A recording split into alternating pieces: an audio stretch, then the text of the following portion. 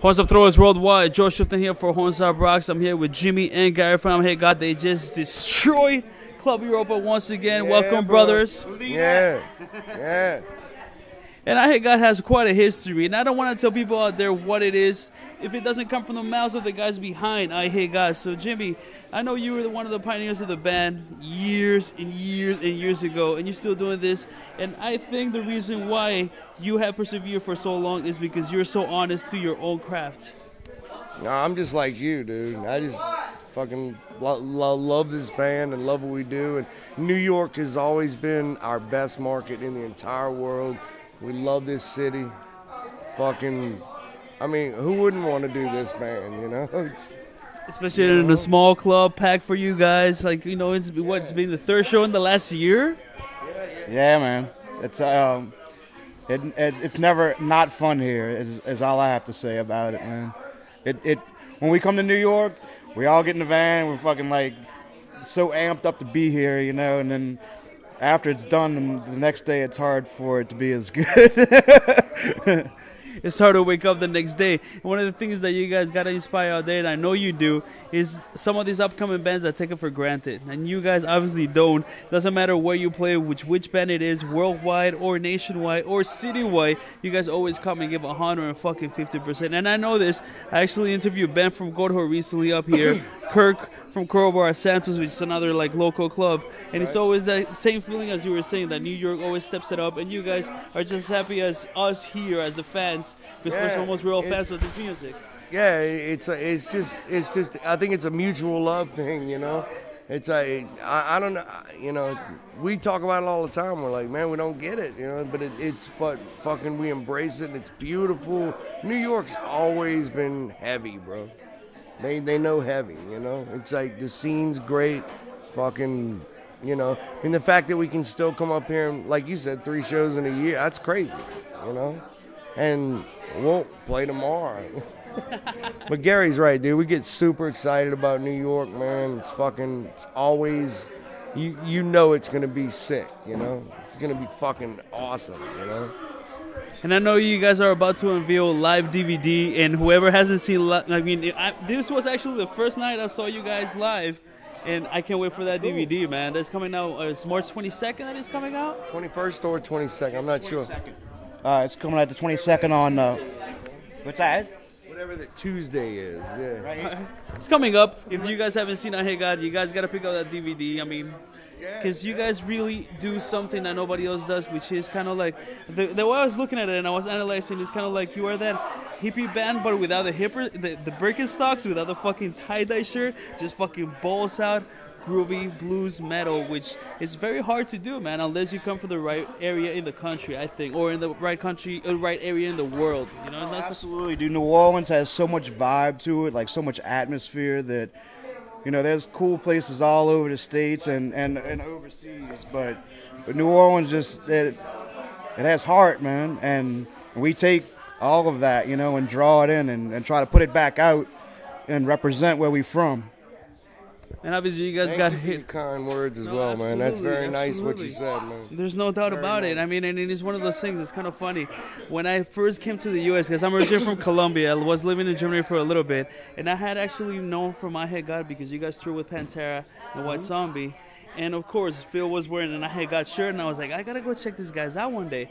And then I went to college radio years later, and I saw Eyehategod CD in the fucking rotation. No, I played it, and people were like, what the fuck is this shit, dude? And I'm like, I gotta play it every show I do from now on. And I honestly, I did. It's not because you guys are sitting here, but it's one of those things that you just, you know, have to expose people to it, because there's nothing like Eyehategod. I don't think there's any band, like any band in New Orleans. If you take Soylent Green, you take Acid Bath, you take Gold Whore, you take, you know what I mean? The list goes on, obviously, down.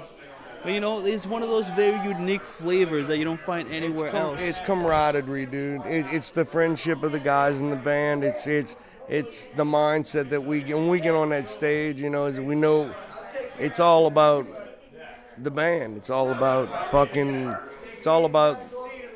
stupid, dumb, easy riffs that are heavy, and that's, you know, we get in that mode, you know. Speaking for myself. I think the fact that we all such good friends too, man, it's like a real tight-knit family kind of vibe, you know, and I think that we succeed in presenting that, you know, to everybody that's checking us out, you know, whether you go fucking nuts because you know, the music just makes you feel that way, or you just feel what we feeling up there. You know, we just having a fucking blast hanging out with each other and fucking and drinking playing, beers, like he said, playing some fucking cool ass simple shit that's just fucking fun, man. Totally. Blues, baby, playing blues. Serves you right to suffer. Serves me right to be alone. Yo, you're more than invited. Join us. Does he want to join us? Mike, would you like to join us? No need to be scared. Hey, but I'll come to him for a second. Because Mike, what we're talking about right now is the camaraderie of the New Orleans music scene, and I know that's something that's very close to you. The brotherhood, how you guys have always come together. Yes. You've been doing this for over 20 years. You know Jimmy, and probably Jimmy is a closer than your father. Me, I grew up with Jimmy, man. Me and Jimmy are more like brothers than my real brother. That's the truth. That's just how this band is. We're tight, you know. We're tight. We grew up in New Orleans. Is like that, you know. Yeah, I think and then add in fucking Katrina, and then it's like a whole nother level of fucking. Everybody just, it's a, you know, it's a family, man. New Orleans is a family. I think what it is too is you have a lot of music scenes all over the world that they're built around a sound, but you guys build the scene around the people that were there with you. That's one way to put it, you know. Because none of the bands in the New Orleans music scene sound like each other, but then you have one member from this band in that band, and it's, you know, I mean, you know this better than No, anybody it's else. true, man. It's true. There's bands that are on the same wavelength, you know, whatever, but there's all different styles, you know. But it is all about like a feeling, you know, coming from the same city and everybody doing the same thing and putting up with the same type of shit and just living in New Orleans in general, you know. Kind of brought everybody together, you know.